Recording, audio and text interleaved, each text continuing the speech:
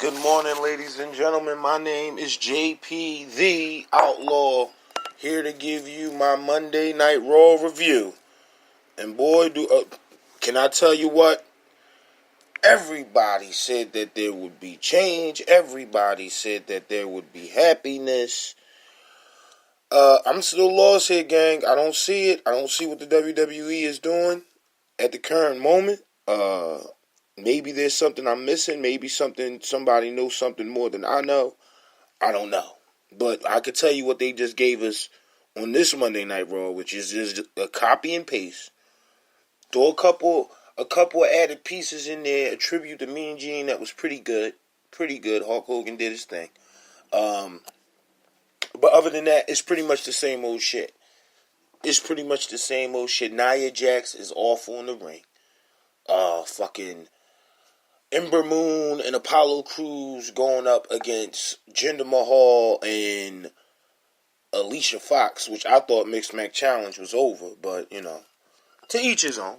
You know what I mean? I hold nothing back here. I don't want nobody to be offended by these words that I am using, because clearly something's wrong with Monday Night Raw, and nobody is going to address the elephant in the room. That's why I am here. So let's get into this for you guys. They start this show off with a brawl on the outside, or the brawl in the backstage area with Seth Rollins and Bobby Lashley. They literally give you no filler on why these two are fighting or why there's a pull-away brawl necessarily. They brawl to the outside onto the ramp. Seth Rollins throws Bobby Lashley off the ramp, and Bobby Lashley slams Seth Rollins in the back. But again, they give you no reason why these two are fighting. There's been no former program where these two were feuding or fighting over, the number one contender slot for the Intercontinental Championship, which would probably make the most sense for both men. Excuse me, drinking my coffee. They announced that they're going to do the Hall of Fame. They tonight they put Mean Gene Oakland in memory of. They're gonna wind up. Of course, Mean Gene's already been in the Hall of Fame, but they played a little bit of his Hall of Fame package since from 2006, I think that is. So nothing major there. John Cena. Let's move on. John Cena comes back. Crowd pops crazy. They're in New Orlando. Sorry, New Orlando. John Cena, same old stick, time and time again, everybody steps up. The man, Drew McIntyre, comes out and talks his spiel about, really bigging up John Cena. Which is fine, because Lord knows the WWE right now has no major talents to really push outside of your John Cena's, your Seth Rollins, and your Dean Ambroses. So, Brock Lesnar is a name, and, everybody's still injured, even Braun. So Cena here isn't bad, but it's nothing new. It's not new matchups. I seen Cena go up against Bobby Lashley. I seen Cena go up against a Seth Rollins. You throw Finn Balor in there and make it a tag team championship match. What's the difference? Finn Balor comes out, red Finn, John Cena says his spiel. Drew McIntyre, like I said, went on to say that, he beat up, he dismantled the Shield, beat up Dolph Ziggler, had him in the middle of the ring crying. I didn't see last week's episode. I caught the highlights. But I did catch the full episode of the Drew McIntyre and Dolph Ziggler match with the announcement of All Elite Wrestling. We talked about it this weekend on the podcast. If there's anybody that needs to move on from the WWE, it's Dolph Ziggler. Felt opportunities, felt chances to promote this man, which is easy because his body of work reminds me of Shawn Michaels. He's a light heavyweight that can do a mixture of cruiserweight things and heavyweight things. He can go up against the big guys and somehow pull out a win. After beating Hall of Famer Kurt Angle, he's ready to go up against John Cena. He's going to try his luck. John Cena, pretty much says, whatever, let's do it. I'm always ready to fight. Out comes Lio Rush and Bobby Lashley. Bobby Lashley and them two have a little back and forth, blah, blah, blah. Out comes Seth Rollins to get his revenge. Dean comes out to beat up on Steph. And then comes out Finn Balor. Now, you know what we're going into, right? 6-man match. John Cena versus Finn Balor. John Cena, Finn Balor, and Seth Rollins versus the Intercontinental Champion Dean Ambrose. Bobby Lashley and Drew McIntyre. Of course, the baby faces win here. John Cena putting over Seth Rollins and Finn Balor. Of course, of course we had to give Cena his obligatory win, his first match back. He's promising to go to WrestleMania and via the Royal Rumble. How true that is, I have no fucking idea. I don't think that John Cena is going to be making the Rumble this year. I don't see him. If we're supposed to be investing in our future, I don't see John Cena making the Rumble at all. That's all I'm saying. Cha. This was a decent match, by the way. These guys, they went all the way in. Next moment, you got Triple H in the backstage area tossing to Sasha Banks and Nikki Jax, who, again, gets another opportunity at the number one contendership for the Women's Championship of Raw, which is bullshit because Nia Jax has been featured ever since breaking Bayley's face, which is understandable.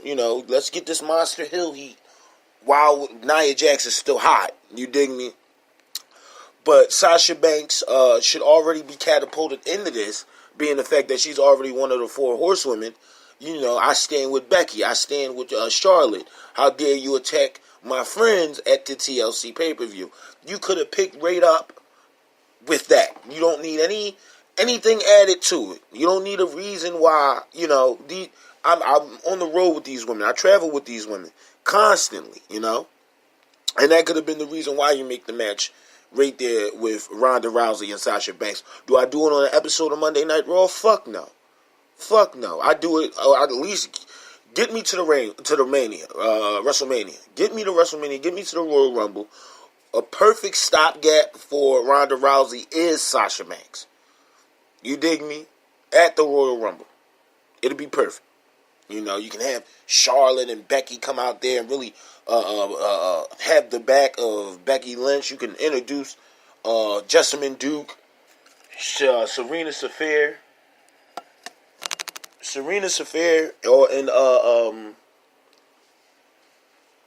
school shirt.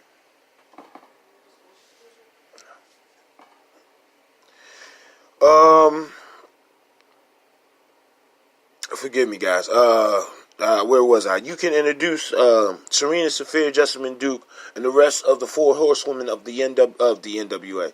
The MMA right there in this match. I think that'll be perfect for Sasha Banks to really catapult Sasha Banks up alongside Bayley. You can have them two go up against Jessamine Duke and Sasha Saphir for the women tag team titles on Raw. Of course they go to Raw, And Shayna Baszler could do her own thing on SmackDown. That's all I'm saying. You send the other two to Raw, be decent backup for a Ronda Rousey character. Have her fight it at first, and then have them go at it. We'll talk more about this on the podcast this weekend. Seth Rollins sees this on the Tigertron, so he starts working his way to the back. He goes right to Triple H. He said he wants Dean Ambrose. He wants another title shot at the Intercontinental Championship. Okay, fucking Triple H granted it, but he says it's going to be everywhere. It's going to be all over this arena in a Falls Count Anywhere match. So we'll see how that works. We'll see how that works out. Hulk Hogan comes out. The Hall of Famer is wearing a Mean Gene Mania shirt. Okay, I thought that was a nice twist. The WWE got a lot of flack for letting Hogan do this for Mean Gene, but I think Hogan, if not the best person to do it, there's only one other person that's probably, fucking Macho Man, but he's dead. So if you're going to have a legend come in and give a tribute to another legend that spent half his career building the legend, which is Mean Gene building up Hulk Hogan, of course you're going to have Hulk Hogan come out and basically put Mean Gene over, you know. And you got a couple of special messages here from Hall of Famers, The Rock, Austin, Triple H, and just remembering Mean Gene. So I thought this was a good video package for Mean Gene. I thought that this was a good send off, you know, our final farewell, especially coming from Hulk Hogan, given their history. Now, I'm not saying Hulk Hogan is exempt from anything that he's did. Using the race card, calling, you know, he's not exempt from any of that, you know. You know what I mean? Calling people jigaboos or whatever the fuck he said about his the basketball player that his daughter was dating, you know. That's how far this shit goes back. You know, Hogan has not had the best. His lighter years have not been the best. Not at all. Okay? So, you know, I wonder what you do with that there. Like, because you can't really, it was good. You leave it alone. You take Hulk Hogan back off TV, and hopefully this will be the start of people moving past the race card. Now, I don't know how you feel about it. I'm black myself. There's certain things as a people we can't get over. As a people, repression, racism, you know, we can't get over that. You know what I mean? As you know, they would like to tell you in, you know, whitewash world, no offense against white people or what they do, but some people live in a fucking bubble and they don't think what they say is wrong until they say the wrong things. My opinion. But definitely the crowd popped crazy for Mean Gene. He says a couple of honorable words, couple of honorable mentions. He talks about how you know, he's in the Hall of Fame heaven right now. You know, alongside Macho Man Randy Savage. You have Ultimate Warrior versus, and again, I thought this was a great homage to Mean Gene. But you're up there calling a dream match between Macho Man Randy Savage, the Ultimate Warrior, Mr. Perfect, and Rowdy Piper, with Andre the Giant as special guest referee. And I thought that was a great moment there for Mean Gene. It was perfect. You know, if that's what he's doing up there, God bless you. Be safe, and we'll see you on the other side. Moving on. Lumberjack match for the Tag Team Championships. The Revival versus Chad Gable and Bobby Roode. Nothing happened here. Pretty much the same match from last week. You know, Roode, Chad Gable gets his foot under the rope. Roode, Scott or Dawson, one of these guys basically gets screwed. I'm not a big fan of lumberjack matches. You know, it's the same stick. It's literally the same stick.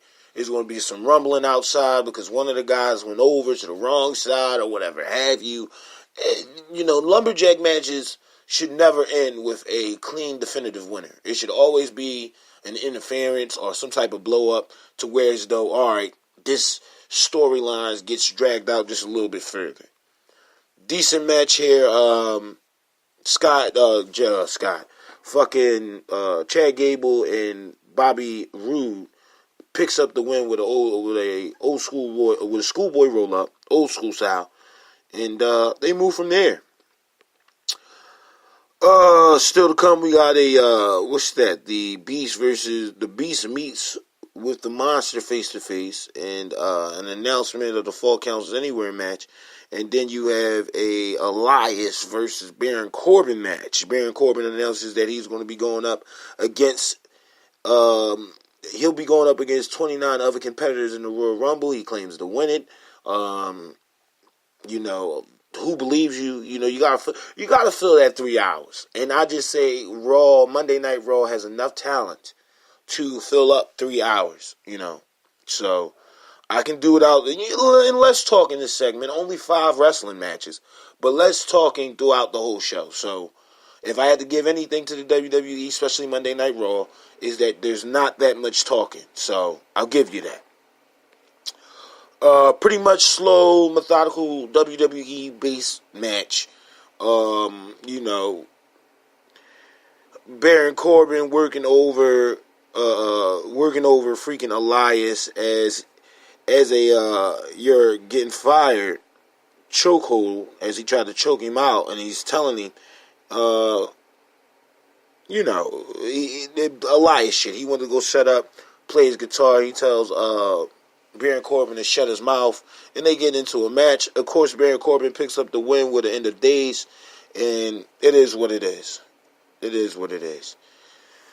After all that, Baron Corbin exits the ring, blah, blah, blah. Backstage promo with Dean Ambrose. About Seth Rollins later tonight. We see Paul Heyman backstage by a door with Brock Lesnar as the man beast or the monster. He just reminds me of a taller rhino. But the fucking monster, Braun Strowman comes out. He makes the crowd pops heavy for Braun. They talk about, Braun not being ready and being suited to challenge Brock Lesnar. He's not a physical enough opponent for Brock. Basically talking about his in-ring skills, I'm pretty sure. Brock comes out, he does nothing to Braun. He walks around the ring, he looks at Braun, and then starts walking his way back up the ring. Braun stops him, tell him that he's going to get these hands, a couple more words than that, but pretty much you're going to get these hands. I'll see you at the Royal Rumble. Which, mind you, we only have 2 weeks, so next week is the go-home show. Jinder Mahal versus Alicia Fox and Apollo Crews. Jinder Mahal and Alicia Fox versus Apollo Crews and Ember Moon. They start off this thing with a fucking in-ring promo where now Alicia Fox is saying Shanti alongside the Sin Brothers. I would say Jinder Mahal is the straight man to this comedy duo, please, because there's no other reason why you put these two on TV unless if you're trying to get a laugh. So, he's the straight man of this comedy duo, and Alicia Fox is out of her fucking mind. That's all I got to say about that. Decent match here. Apollo Crews and Ember Moon picks up the win. After the match, Apollo Crews and Ember Moon celebrates. We see backstage with Alexa Bliss getting ready to have a sit down. Well, I wonder with who.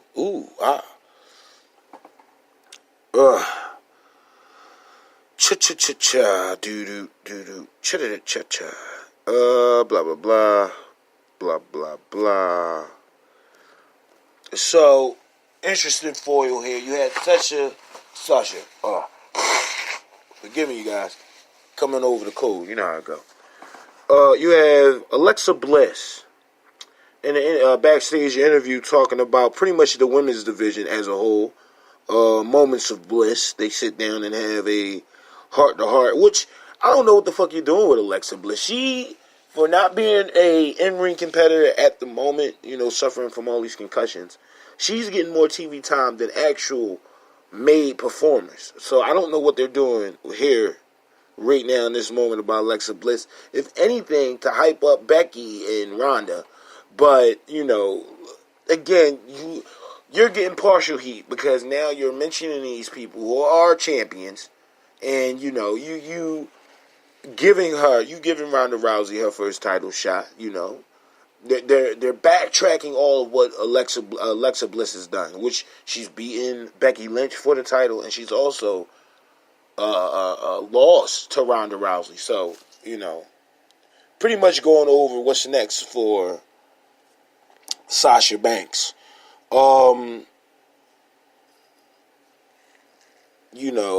This breaks down. Fucking Nia Jax comes in, talk about how she's a 300-pound Samoan. She's ready to fight anybody. Sasha Banks drops her shit and said, "Let's go into the ring." And it pretty much breaks down in this interview, which I don't even know why you had to interview Alexa Bliss to set up this. So, however you wanted to do it, WWE, you could have done it better. Decent match here. If you like botches, I know they got rid of Botchamania for Botch Club, but there's a moment in this fucking match between Nia Jax and Sasha Banks where Sasha Banks is going for the Hurricanrana off the apron, and Nia Jax just throws this bitch halfway across the arena. No offense to calling her a bitch or anything like that. It's just the way she tossed her. It's like she didn't care. And if you're not going to be a safe worker, why do this anyway? And I'm happy Sasha Banks won here. The right person won. I'm not going to get into the details of the match. It was horrible. Go back and check it yourself. And Sasha Banks puts on great matches. I blame Nia for her Harley time spots and her just reckless abandon for other human beings. That's it. In our main event, you guys, Ronda Rousey versus Sasha Banks. Sasha Banks is the new number one contender. For our main event, you had Dean Ambrose versus Seth Rollins. Falls Count Anywhere match for the Intercontinental Championship. Of course, they brawled damn near all over the arena. It boiled down to these last 5 minutes of the match where you had Dean Ambrose, where you had Bobby Lashley attack fucking Seth Rollins for Dean Ambrose, which caused Dean Ambrose to pick up the win. And, again, nothing's changed on Monday Night Raw. I repeat, all this stuff is the same. And if you guys can't see that, I don't know what to tell you. Vince is increasingly getting worse. It's time to sit down and let the younger people, the other monarchs of your family, run this business. I'm not saying Steph is going to do it right. I'm not saying Shane's going to do it right. And I'm damn sure not saying Triple H is going to get it right. He might, but anybody's better than Vince at this moment. You promise people things and you don't make the proper adjustments. It's all bullshit. You're having press conferences and all these things going on around you, building hype for another product, and you're doing the same old shit. It's time to sit down for Vince. That's all I have to say.